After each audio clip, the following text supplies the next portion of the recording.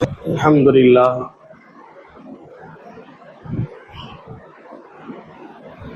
الحمد لله وكفى وسلام على عباده الذين اصطفى أما بعد فقد قال الله تعالى في محكم التنزيل بعد أعوذ بالله من الشيطان الرجيم بفضل بسم الله الرحمن الرحيم وما أرسلناك إلا رحمة للعالمين صدق الله العلي العظيم.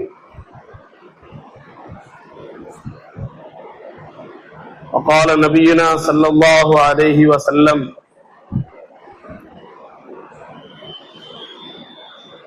أنت مع من أحببت أو كما قال عليه الصلاة والسلام. புகழனைத்தும் இவ்வுலகை எவ்வித குறையும் இல்லாமல் படைத்து பரிபாலித்துக் கொண்டிருக்கக்கூடிய வல்லோன் அல்லாஹ்வுக்கே உண்டாகட்டுமாக. ஆமீன். அவனது குறைவில்லா அன்பும் நிறைவான கருணையும்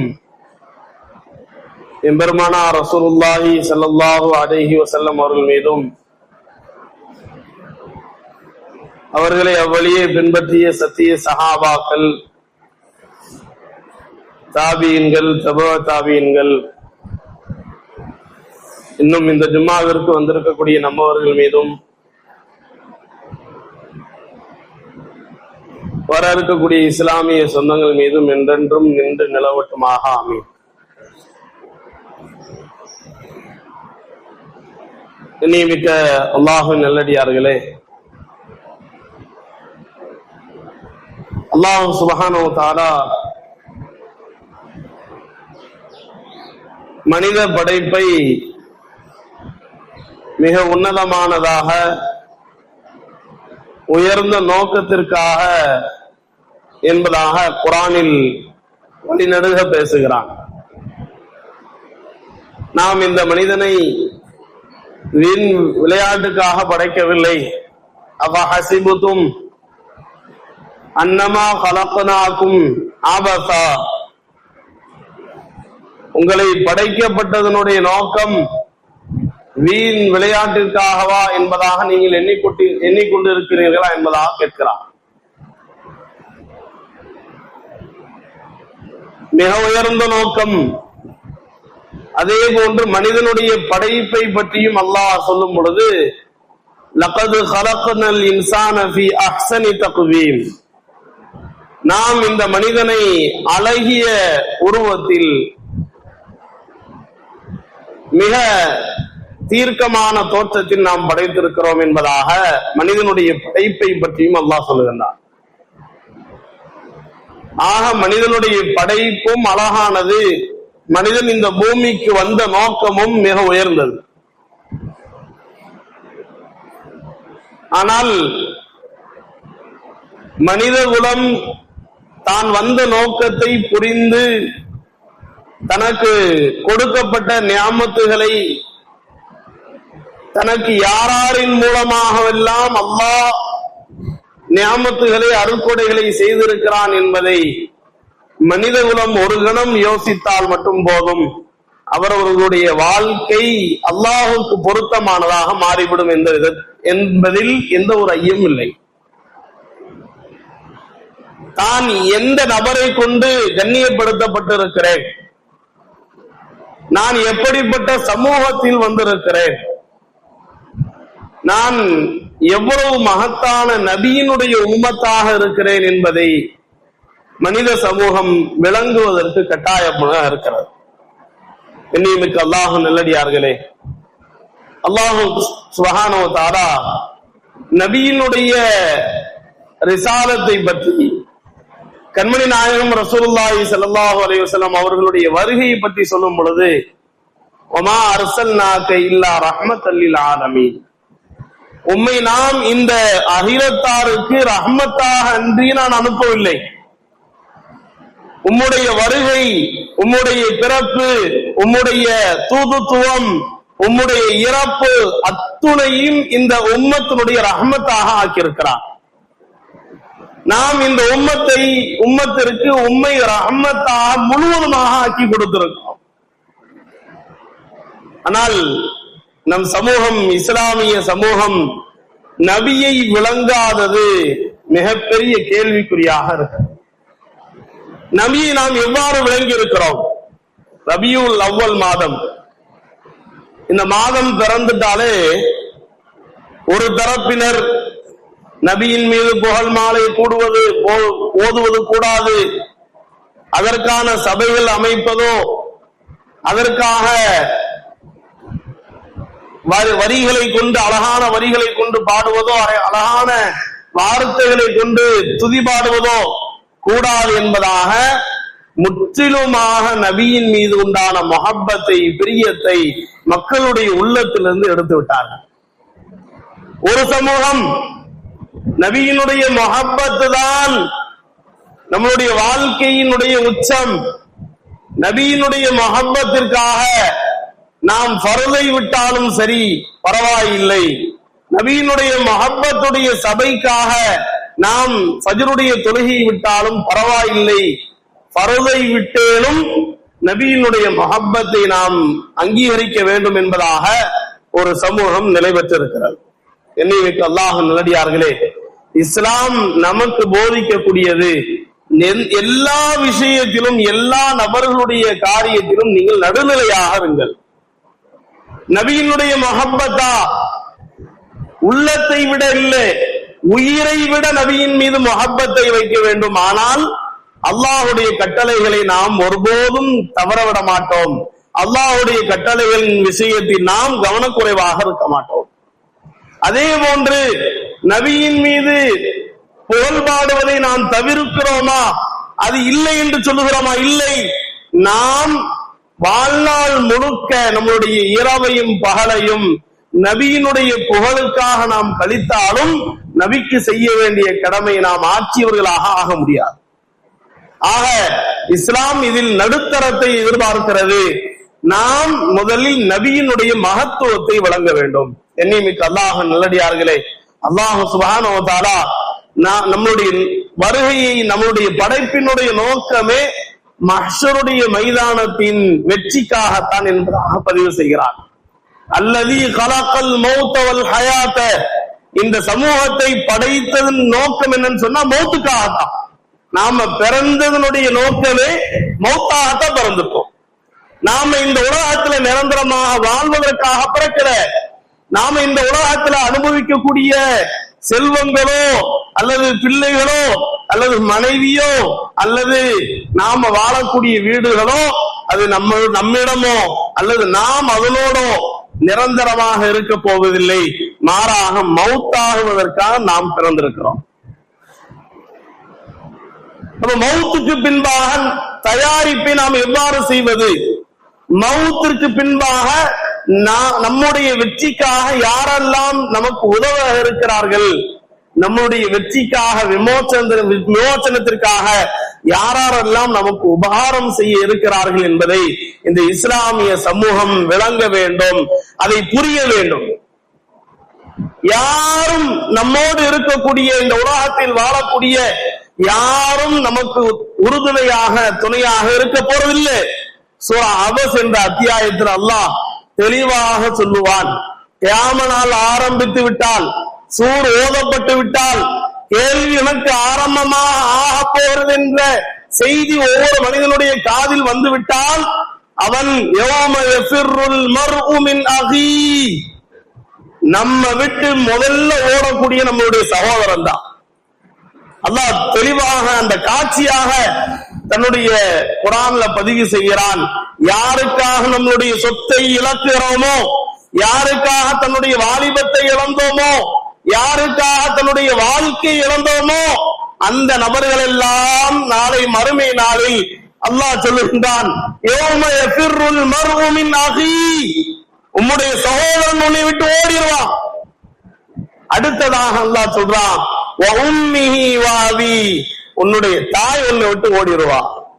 என் தாய்க்காக என்னுடைய சொத்தை இழந்தேன், என் தாய்க்காக என்னுடைய வருமானத்தை இழந்தேன், என்னுடைய தாய்க்காக என்னுடைய மனைவியினுடைய அங்கீகாரத்தை இழந்தேன் என்று சொல்லக்கூடிய வாதாடக்கூடிய மனிதன் தனக்காக என்ன சேர்த்து வைத்தான் என்பதை நாம் சிந்திக்க வேண்டும். இன்னைக்கு அல்லாஹ் நல்லடியார்களே, அல்லாஹ் சொல்லி காட்டுகின்றான், முதலாவது உன்னை விட்டு ஓடக்கூடியவன் உன்னுடைய சகோதரன், இரண்டாவது உன்னுடைய தாய், மூன்றாவது உன்னுடைய தந்தை, நான்காவது உன்னுடைய மனைவி, வசாஹிபத்திஹி வபனி, ஐந்தாவது உன்னுடைய பிள்ளைகள். எந்த பிள்ளைகளுக்காக, எந்த மனைவிக்காக, எந்த தாய்க்காக, எந்த தந்தை சகோதரனுக்காக தன்னுடைய வாழ்க்கையும் இளமையும் முதுமையும் நாம் அளித்தோமோ அப்படிப்பட்ட நபர்களுக்காக நாம் எல்லாமே இழந்தோம். அந்த நபர்கள் நாளை மறுமை நாளில் நம்மோடு இருக்க மாட்டார்கள். மாறாக நம்மோடு இருப்பவர்கள், நம்மோடு இருப்பதற்கு ஆசைப்படுபவர்கள் யார்? கண்மணி நாயகம் ரசூலுல்லாஹி ஸல்லல்லாஹு அலைஹி வஸல்லம் அவர்கள் மட்டும்தான். நாளை மறுமை நாளில் சூர் ஓதப்பட்டு விடும். எல்லா நபர்களும் அல்லாஹ்வுடைய தர்பாருக்கு முன்பாக நின்று விடுவார்கள். அவரவர்களுடைய பாவத்தை எண்ணி, அவரவர்களுடைய நிலைமை எண்ணி கவலைப்பட்டிருக்கும் பொழுது யார் முதல் கொண்டு, மனிதர்கள் அல்ல நபிமார்கள் முதல் கொண்டு கவலைப்பட்டுக் கொண்டிருப்பார்கள். எல்லா மக்களும் ஆதம் அலைஹிஸ்ஸலாம் அவர்கள் முதற்கொண்டு கடைசி வரை வரக்கூடிய மனிதன் வரைக்கும் கவலைப்படுவார்கள். தன்னுடைய விமோசனத்திற்கு யாரை அணுகினால் வெற்றி கிடைக்கும் என்ற பதட்டத்தில் இருக்கும் பொழுது ஒரு அறிவிப்பு வரும், ஆதம் அலைஹிஸ்ஸலாம் அவர்களை சென்று பார்த்தால் நமக்கு தீர்வு கிடைக்கும். எல்லா மக்களும் ஆதம் அலைஹிஸ்ஸலாம் போவாங்க. ஆதமே, நீங்க தான் முதல் மனிதர், அல்லாஹ்வுக்கு இணக்கமான மனிதர், அல்லாஹ்வுடைய ரூஹினால், அல்லாஹ்வுடைய கலிமாவினால் படைக்கப்பட்ட மனிதர், எங்களுக்காக சிபாரிசு செய்யுங்கள், எங்களுக்கு ஷஃபாஅத் செய்யுங்கள் என்பதாக ஆதம் அலைஹிஸ்ஸலாம் அவர்களுக்கு முன்பாக முழு சமூகம் நிற்கும். அதற்கு ஆதம் அலைஹிஸ்ஸலாம் அவர்கள் சொல்லக்கூடிய வார்த்தை, லஸ்து லஹா, நான் அதற்கு பாத்தியப்பட்டவன் அல்ல, நான் அதற்கு உரித்தானவன் அல்ல, என்னால் ஷஃபாஅத்தை செய்ய முடியாது, நீங்கள் மூசாவை அணுகுங்கள் என்பதாக சொல்லுவார்கள். மூசா அலைஹிஸ்ஸலாம் அவர்களிடம் முழு மனித சமூகம் சென்று நிற்கும். மூசாவே, எங்களுக்கு ஷஃபாஅத் செய்யுங்கள், எங்களை நரகத்தை விட்டு பாதுகாருங்கள் என்பதாக கேட்பார்கள். மூசா அலைஹிஸ்ஸலாம் அவர்கள் சொல்லுவார்கள், லஸ்துலஹா, நான் அதற்கு பாத்தியப்பட்டவன் அல்ல, நான் அதற்கு சிபாரிசு செய்ய தகுதியானவன் அல்ல என்பதாக சொல்லும் பொழுது மூசா அலைஹிஸ்ஸலாம் அவர்கள் சொல்லுவார்கள், நீங்கள் நூஹிடம் செல்லுங்கள். அதே போன்று நூஹ் அலைஹிஸ்ஸலாம் அவர்கள் சொல்லுவார்கள், நீங்கள் ஈசா அலைஹிஸ்ஸலாம் அவர்களிடம் செல்லுங்கள். ஈசா அலைஹிஸ்ஸலாம் அவர்கள் சொல்லுவார்கள், அதற்கு உரித்தான ஒரே ஒரு நபர் மட்டும்தான் இருக்கிறார். ஷஃபாஅத் செய்வதற்கு முழு மனித சமூகத்தையும் இன்னும் எங்களுக்கு முதல் கொண்டு ஷஃபாஅத் செய்வதற்கு ஒரே ஒரு மனிதர் மட்டும்தான் இருக்கிறார். அவரிடம் நீங்கள் செல்லுங்கள், உங்களுக்கான சிபாரிசு, உங்களுக்கான ஷஃபாஅத் கிடைக்கும் என்பதாக சொல்வார்கள். எல்லா மக்களும் கண்மணி நாயகம் ரசூலுல்லாஹி ஸல்லல்லாஹு அலைஹி வஸல்லம் அவர்களிடம் செல்வார்கள். அப்பொழுது நபி அவர்கள் சொல்லக்கூடிய வார்த்தை, அனலாஹா, நான் அதற்கு பாத்தியப்பட்டவன், நான் தான் சிபாரிசு செய்வேன் என்பதாக சொல்வார்கள். அடுத்ததாக ஹதீஸிலே பதிவு செய்யப்படுகிறது, 4 முறை அல்லாஹ்வுடைய தர்பாருக்கு முன்பாக நபி ஸல்லல்லாஹு அலைஹி வஸல்லம் அவர்கள் தன்னுடைய சிரசை பதிய வைத்து அல்லாஹ்விடத்திலே மன்றாடுவார்கள். முதலாவது தன்னுடைய தலையை வைத்து அல்லாஹ்விடத்திலே, அல்லாஹ்வுடைய தர்பாரிலே மன்றாடும் பொழுது அல்லாஹ் சொல்லுவான், யா முஹம்மத், இன்னைக்கு அல்லாஹ் நல்லடியார்களே, எந்த நபியினுடைய சுன்னத்தை பின்பற்றுவதற்கு, எந்த நபியினுடைய வாழ்க்கையை பார்ப்பதற்கு, பழகுவதற்கு, வாழ்வதற்கு நாம கூச்சப்படுறோமோ அந்த நபிதான் நம்முடைய நரகத்தை விட்டு பாதுகாக்கக்கூடிய நபர். எந்த சுன்னத்தை தாடிய வைக்கிறதுக்கு நமக்கு அசிங்கமா இருக்கு, எந்த உறவை பேண சொல்லி நபி சொல்லி இருக்கிறாங்களோ அந்த உறவை பேணறதுக்கு எனக்கு கோபம் வருது, எனக்கு கூச்சம் வருது, எனக்கு வெட்கமாக இருக்குது, அந்த நபிதான் நம்மளுடைய நரகத்தை பாதுகாக்கக்கூடியவர், நம்மளுடைய வாழ்க்கையை விமோசனமாக ஆக்கக்கூடியவர்.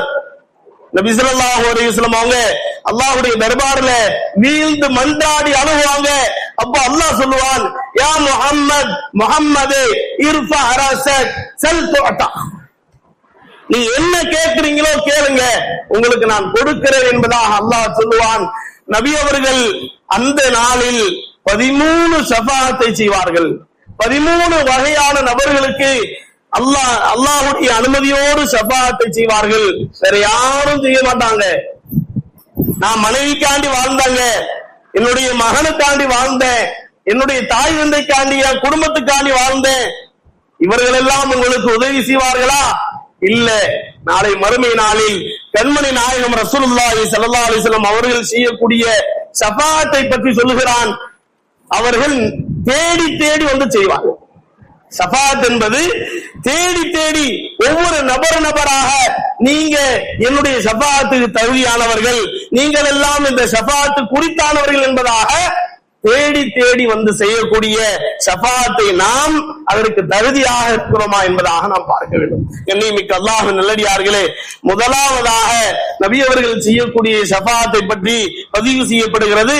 ஷஃபாஅத்துல் உலமா, மகத்தான ஷஃபாஅத். அது யாருக்கு? மறுமையினுடைய எல்லா மக்களுக்கும்.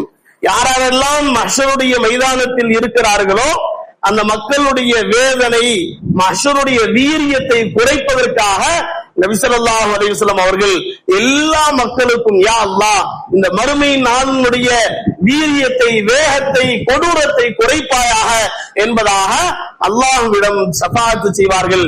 இதில் முதல் வகையான ஷஃபாஅத். இரண்டாவது வகையான ஷஃபாஅத், யாரெல்லாம் இந்த தீனுக்காக, மார்க்கத்திற்காக தன்னுடைய உயிரை கொடுத்தார்களோ, தன்னுடைய உடலை கொடுத்தார்களோ, தன்னுடைய செல்வத்தை கொடுத்தார்களோ, தன்னுடைய குடும்பத்தை அனாதையாக ஆக்கினார்களோ, அப்படிப்பட்ட சஹாபாக்களுக்கு நபி அவர்கள் ஷஃபாஅத் செய்வார்கள். அவர்களுடைய எண்ணிக்கை தான் மக்களிலே மிக உயர்ந்த எண்ணிக்கையாக இருக்கும். 70,000 மக்கள், சஹாபாக்கள் எந்த ஒரு கேள்விகளுக்கும் இல்லாமல் நபியினுடைய ஷஃபாஅத்தின் மூலமாக சொர்க்கம் செய்வார். யாருடைய வாழ்க்கையில நபி ஸல்லல்லாஹு அலைஹி வஸல்லம் அவர்களுக்கு உயர்ந்த அந்தஸ்து மறுமை நாளில் கொடுக்கப்படும், அந்த அந்தஸ்துல ஒண்ணுதான் ஹவுதுல் கௌசர் என்ற நீர் தடாகத்துல தன்னுடைய உம்மத்தாருக்கு தன்னுடைய கரங்களால தண்ணீர் புகட்டுவாங்க. அவர்களுக்கு நபி அந்த நேரத்துல நபி அவர்களுக்கு இந்த உயரமான அந்தஸ்து கொடுக்கப்படும்.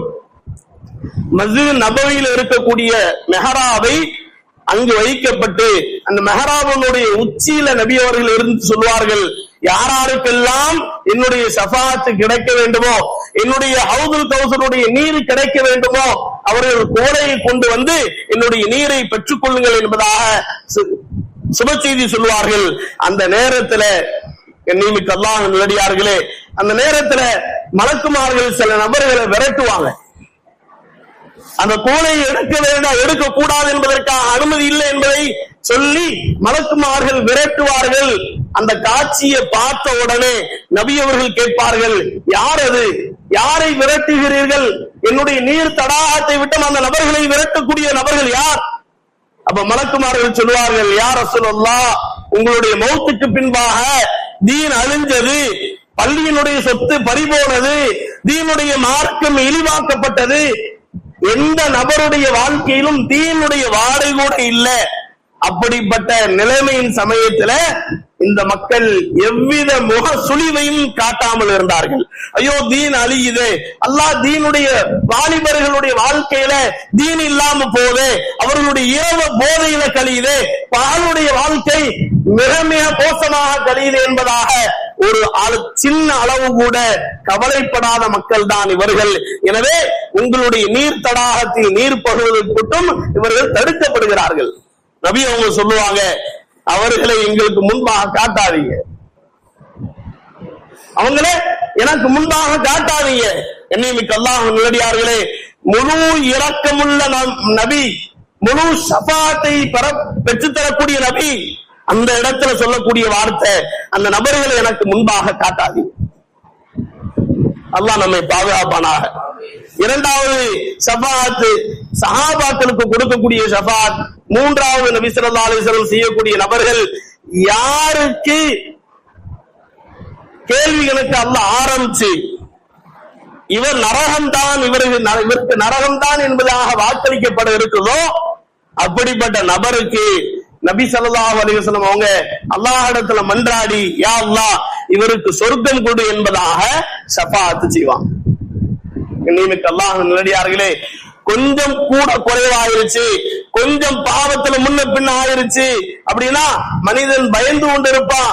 அல்லாஹ் என்னுடைய முடிவு கெட்டதாக ஆக போகுது என்பதாக பயப்படுகின்ற அந்த சமயத்துல நபி அவர்கள் வந்து, யா அல்லாஹ் இந்த நபருக்கு சொர்க்கத்தை கொடு என்பதாக சொல்லுவார்கள். அவருக்கு செய்யக்கூடிய ஷஃபாஅத் மூன்றாவது சொன்னாங்க. நான்காவது ஷஃபாஅத், யாருடைய உள்ளத்துல கடுகளவு ஈமான் இருந்ததோ, யாருடைய உள்ளத்துல கடுகளவு ஈமான் இருந்து அவர் மௌத்தாயிட்டார்னா நபி அவர்கள் அல்லாஹ்வுடைய தர்பாரில் இருந்து, யா அல்லாஹ் நரகத்தில் இருக்கக்கூடிய நரகவாசிகள்ல யாரெல்லாம் கடுகளவோடு ஈமான் கொண்ட நிலையில மரணித்தார்களோ அவர்களை நரகத்தை விட்டு வெளியாக்கி அல்லாஹ் என்பதாக அல்லாஹ் இடத்துல மன்றாடுவாங்க. நபியினுடைய வார்த்தையை கேட்டு அல்லாஹ் சொல்லுவானா, மலக்குமார்களே நரகத்தில் இருக்கக்கூடிய ஒவ்வொரு முஸ்லிமும் கடுகளவு இருந்து ஈமானுடைய முஸ்லிமை எல்லா நபரையும் வெளியாக்குங்க என்பதாக அந்த அறிவிப்பை செய்யும் பொழுது உலகத்துல வாழ்ந்த எல்லா காபிரும் அன்றைய நாள்ல சொல்லக்கூடிய ஒரே வார்த்தை அல்லாஹ் பதிவு செய்கிறான், ரூபமா யவத்துல்லதீன கஃபரு லவ் கானூ முஸ்லிமீன். நான் இந்த உலக வாழ்க்கையில காபிராக வாழக்கூடிய மக்களை பார்த்து நாம் ஆச்சரியப்பட்டோம். அவனுக்கு இவ்வளவு செல்வம் இருக்கு, அவனுக்கு இவ்வளவு குழந்தைகள் இருக்கிறாங்க, அவனுக்கு இவ்வளவு பாக்கியப்பட்ட செல்வங்கள் இருக்கு என்பதாக காபிரை பார்த்து நாம் ஆச்சரியப்படுறோம், பெருமிதப்படுறோம். ஆனா நாளை மறுமை நாள்ல அப்படிப்பட்ட காபிர்களை சொல்லுவோம். காபிர்கள் பத்தி அல்லாஹ் சொல்றான், நான் உலக வாழ்க்கையில ஒரே ஒரு தடவை ஒரே ஒரு நிமிடம் இந்த கலிமாவை சொல்லி நான் மௌத்தா இருக்கலாம் என்பதாக அவர்கள் கவலைப்படுவார்கள். இன்னைக்கு அல்லாஹ் நல்லடியார்களே, அடுத்ததாக நபி ஸல்லல்லாஹு அலைஹி வஸல்லம் அவர்கள் செய்யக்கூடிய ஐந்தாவது ஷஃபாஅத் பத்தி சொல்றாங்க. யாராருக்கு சொர்க்கம் கொடுக்கப்பட்டிருக்கும், யாரெல்லாம் சொர்க்கவாசிகளாக என்பதாக நியமிக்கப்பட்டிருக்கிறதோ அவர்களுக்கு அல்லாஹ் அந்தஸ்தை உயர்த்துவதற்காண்டி நபி ஸல்லல்லாஹு அலைஹி வஸல்லம் ஷஃபாஅத் செய்வாங்க. சொர்க்கத்துல அந்தஸ்து எத்தனை பதிவு செய்யறாங்க? 100 தரஜாக்கள் இருக்கு, 100 தரஜாக்கள் இருக்கு. நபியினுடைய ஷஃபாஅத்தை பத்தி பேசும்பொழுது நமக்கு தூக்கம் வரும். நபியினுடைய ஷஃபாஅத்தை பத்தி பேசும்பொழுது நமக்கு தூக்கம் வரும். நரகத்தினுடைய முன்னாடி, நரகம் நமக்கு முன்பாக இருக்குது, அதனுடைய விமோச்சனம் நபியினுடைய கையில தான் இருக்கின்ற செய்தியை நாம பகிரும்பொழுது நமக்கு தூக்கம் வரும். ஆனா நபி ஸல்லல்லாஹு அலைஹி வஸல்லம் அவங்க 100 தரஜாக்கள் அந்தஸ்துகள் இருக்கக்கூடிய சொர்க்கத்துல யாருக்கு ஆக கடைசியான தரஜா கொடுக்கப்பட்டிருக்குதோ அவர்கிட்ட வந்து அவருடைய விஷயமாக அல்லாஹ் இடத்துல சொல்லுவாங்க, யா அல்லாஹ் இந்த நபருடைய அந்தஸ்தை உயர்த்து. அந்தஸ்துனா என்ன? ஒரு படி ரெண்டு படி இல்ல, ஒரு அந்தஸ்துக்கும் அடுத்த அந்தஸ்துக்கும் எவ்வளவு இடைவெளி இருக்குன்னு சொன்னா கிட்டத்தட்ட பூமிக்கும் நட்சத்திரக்கும் அளவுள்ள இடைவெளிதான் ஒவ்வொரு நபருக்கும் தான அந்தஸ்துன்னு சொன்னாங்க. அப்ப நபி ஸல்லல்லாஹு அலைஹி வஸல்லம் அவங்க தரஜாவில் குறைவுள்ள சொர்க்கவாசிக்கு ஷஃபாஅத் செஞ்சு அந்த தரஜாவை உயர்த்துவாங்க. 6வது ஷஃபாஅத், யாருக்கு நன்மையும் பாவம் சமமாக இருச்சோ. அல்லாஹ் தஆலா சூரத்துல் ஆராஃப் என்ற அத்தியாயம் ஒரு முழுவதுமாக ஒரு அத்தியாயத்தை இறக்குறான். நன்மையும் சமம், பாவம் சமம், சரிசமமா நன்மையும் பாவம் செய்த நபர்கள் எந்த நிலைமையில இருப்பாங்கன்னு தெரியாது.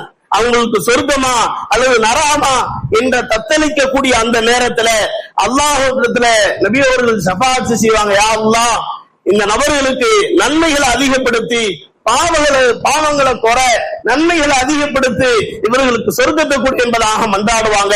7வது ஷஃபாஅத் சொல்றாங்க, யாராருக்கெல்லாம் எந்த ஒரு கேள்விகளுக்கும் இல்லாமல் சொர்க்கம் என்பதாக வாக்களிக்கப்பட்டிருக்கிறதோ அந்த மக்களை பாபுல் ஐமன் என்று சொல்லக்கூடிய சொர்க்க வாசல் வழியாக எல்லா மக்களையும் சொர்க்கத்துக்கு அனுப்பிட்டு நபி அல்லாஹ்வுடைய தர்பாருக்கு வருவாங்க.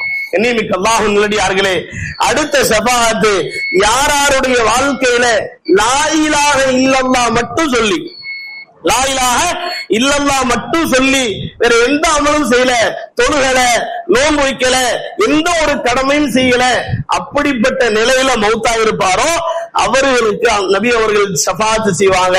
அவர்களை நரகத்திலிருந்து எடுத்து சொர்க்கத்துக்கு நுழைவிப்பதற்காக ஷஃபாத் செய்வாங்க. அடுத்ததாக இறுதியான ஷஃபாத் யாருக்குன்னு சொன்னா, யார் இந்த சமூகத்துல பெரும்பாவங்கள் செய்கிறார்களோ, யார் பெரும்பாவங்கள் செய்கிறார்களோ அவர்களுக்கு நபி அவர்கள் ஷஃபாத் செய்வாங்க. நீங்க மது அருந்திட்டீங்களா, நீங்க வட்டி வாங்கிட்டீங்களா, உங்களுடைய வாழ்க்கையில பெரும்பாவமே உன்னுடைய வாழ்க்கையாக ஆயிருச்சா, நீ கவலைப்படாத, நான் உனக்கு ஷஃபாத் செய்றேன் என்பதாக நரகத்தில் இருந்து அந்த நபர்களை வெளியாக்கி நபி அவர்கள் ஷஃபாத்தின் மூலமாக அந்த நபர்கள் எல்லாம் சொர்க்கம் போவார்கள். எண்ணிமிக்க அல்லாஹ்வின் நல்லடியார்களே, இப்படிப்பட்ட விமோச்சனம் கிடைக்கிறோம் சொன்னா நபியின் மீது நமக்கு உண்டான பிரியம் ஒன்று. அனஸ் ரலியல்லாஹு அன்ஹு அவங்க சொல்றாங்க, நபி ஸல்லல்லாஹு அலைஹி வஸல்லம் கேட்டேன், யா ரசூலுல்லாஹ், நான் மறுமை நாள்ல யாரோடு இருப்பேன்?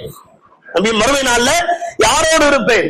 அப்ப நபி அவர்கள் சொன்னாங்க, அந்த மன் அஹ்பப்த, நீ யாரை பிரியம் கொள்கிறாயோ, யாரோடு பிரியத்தோடு இருக்கிறாயோ அவரோடு நீ இருப்பாய் என்பதாக சொன்னாங்க. எண்ணிமிக்க அல்லாஹ்வின் நல்லடியார்களே, நாம நபியோடு பிரியம் கொண்ட நபர்களாக உருவாகும் சொன்னா நபியினுடைய சுன்னத்துக்களை, நபியினுடைய வாழ்க்கையை நாம பின்பற்றணும், நபியினுடைய வாழ்க்கை நம்மளுடைய வாழ்க்கையாக ஆகணும். கடைசியாக யார் மதீனாவில் மௌத்தாகிறார்களோ, யார் மதீனாவில மௌத்தாகிறார்களோ அவர்களுக்கு அல்லாஹ் நபி அவர்கள் ஷஃபாத் செய்வாங்க. ஏன்னு சொன்னா மதீனாவுடைய குளிரையும் மதீனாவினுடைய வெப்பத்தையும் நீ பொறுத்து கொண்டு வாழ்ந்ததின் காரணமாக உனக்கு நான் சொர்க்கத்தை ஷஃபாத் செய்கிறேன் என்பதாக சொல்லிட்டு ஒரே ஒரு விஷயத்தை பதிவு செய்யறாங்க. பாகிஸ்தானுடைய மிகப்பெரிய ஆலிம் ரவுதாவுடைய ஜியாரத்திற்காக போயிருக்கிறார். போன சமயத்துல இஃப்தாருடைய நேரம், நோன்பு திறக்கக்கூடிய நேரம், எல்லா மக்களுக்கும் நோன்பு திறப்பதற்காக உணவுகள் வைக்கப்பட்டிருக்கு. அந்த உணவு நோன்பாளிகள் நோன்பு திறந்ததற்கு பின்பாக மிச்சம் மீதி உண்டான பொருட்களை ஒரு சிறுவன் எடுத்துக்கொண்டு வேகமாக போறான். அந்த சிறுவனை அழைச்சு, என்ன காரணம், நோன்பாளிகள் திறந்த மிச்சமான பொருட்கள் நீ எடுத்துக்கொண்டு போற என்ன? அப்போ அந்த சிறுவன் சொன்னா, வீட்டுல எனக்கு தங்கச்சி இருக்கிறா, என்னுடைய தாய் இருக்கிறா, என்னுடைய தகப்பனார் என்ன எங்களை விட்டு மௌத்தாயிட்டாங்க, அவர்களுக்காக இந்த உணவை எடுத்துக்கொண்டு போறேன். அப்ப அந்த அஜீஸ் சொல்றாங்க, பாகிஸ்தானுடைய மிகப்பெரிய ஆலிம், அந்த சிறுவன் கேட்கிறாங்க, நான் உன்னை பாகிஸ்தான் உன்னுடைய குடும்பத்தோட பாகிஸ்தானுக்கு கூட்டு போறேன், என்னோட வந்துடுறியா? நான் அம்மாட்ட தாயாட்ட கேட்டுட்டு வரேன் என்பதாக கேட்கறதுக்காண்டி போறாங்க. அப்ப எல்லாரும் தயாராயிட்டாங்க. கடைசியாக ரவுதாவை விட்டு மதீனாவை விட்டு பிரிய போறோம். கடைசியாக நபிக்கு நான் சலாம் சொல்லிட்டு வருகிறேன் என்பதாக அந்த குடும்பத்தார்கள் அனைவரும் போய் ரவுதாவுக்கு முன்பாக நபிக்கு சலாம் சொல்லும் பொழுது அந்த இமாமை பார்த்து அந்த சிறுவன் கேட்கிறான், ஹஜ்ரத் அவர்களே, பாகிஸ்தான்ல எல்லாம் உங்களுக்கு கிடைக்கும் என்பதாக சொன்னீங்க, இந்த ரவுதா கிடைக்குமா, இந்த ரவுதா இருக்குமா என்பதாக கேட்கிறான். அப்போ அந்த ஹஜ்ரத் சொன்னாங்க, இது மட்டும்தான் அங்க இல்ல, இந்த ரவுதா என்ற ஒரு புனிதமான இடம் மட்டும்தான் அங்க இல்ல, மற்றபடி எல்லாம் இருக்குது என்பதாக சொல்லும் பொழுது அந்த சிறுவன் சொன்னா, நான் வரமாட்டேன், நான் வரமாட்டேன், என்னுடைய தந்தை என்னுடைய தாய் இந்த ரவுதா இங்க இருக்குது என்பதற்காகத்தான் இந்த புனிதமான நகருக்கு என்னை அழைத்துட்டு வந்தாங்க, இந்த ரவுதா இருக்கக்கூடிய இடத்தை விட்டு நான் வரமாட்டேன் என்பதாக அந்த சிறுவன் சொல்லக்கூடிய பதில் நமக்கெல்லாம் ஈமானுடைய எச்சரிக்கையை விடுக்கிறது. கண்ணியமிக்க அல்லாஹ்வின் நல்லடியார்களே, நபியின் மீது முஹப்பத் நம்முடைய வாழ்க்கையில எப்படி இருக்குது? நாம மனைவியின் மீது முஹப்பத்தாக இருக்கிறோம், குழந்தையின் மீது முஹப்பத்தாக இருக்கிறோம், நம்முடைய சொர்க்கம் வாக்களிக்கப்படக்கூடிய கண்மணி நாயகம் ரசூலுல்லாஹி ஸல்லல்லாஹு அலைஹி வஸல்லம் அவர்கள் மீது நாம எவ்வளவு ஸலவாத் சொல்றோம், நாம எவ்வளவு போல்மாலா பொழிகிறோம், எவ்வளவு பிரியம் வச்சிருக்கிறோம் என்பதை நாம கொஞ்சம் சிந்திக்கிறோம். அல்லாஹ்வுடைய அனுமதியோடு நபியினுடைய ஷஃபாத்தை பெற வேண்டும் என்று சொன்னா ரெண்டு காரியம் செய்யணும் சொன்னாங்க. அபூ ஹுரைரா ரலியல்லாஹு அன்ஹு அவர்கள் அறிவிக்கக்கூடிய ஹதீஸ், யா ரசூலுல்லாஹ், உங்களுடைய ஷஃபாத் யாருக்கு கிடைக்கும்? நபி அவங்கள்ட்ட கேட்டாங்க, யா ரசூலுல்லாஹ், உங்களுடைய ஷஃபாத் யாருக்கு கிடைக்கும்?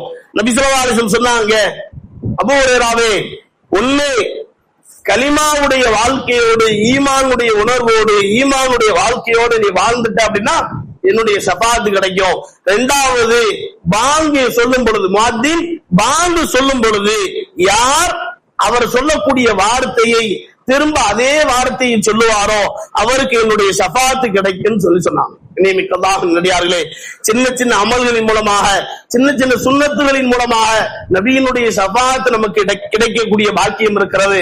அல்லாஹ் மௌத்துடைய நேரத்தில் நபியை நினைவிலும் கனவிலும் கண்டுகளிக்கக்கூடிய நல்ல நசீபை தருவானாக. நாளை மறுமை நாளில் நபியினுடைய ஷஃபாத்தை பெற்ற சமூகமாக நம்ம எல்லாம் ஆக்குவானாக. வாஹிரு தாவானா அல்ஹம்துலில்லாஹி ரப்பில் ஆலமீன்.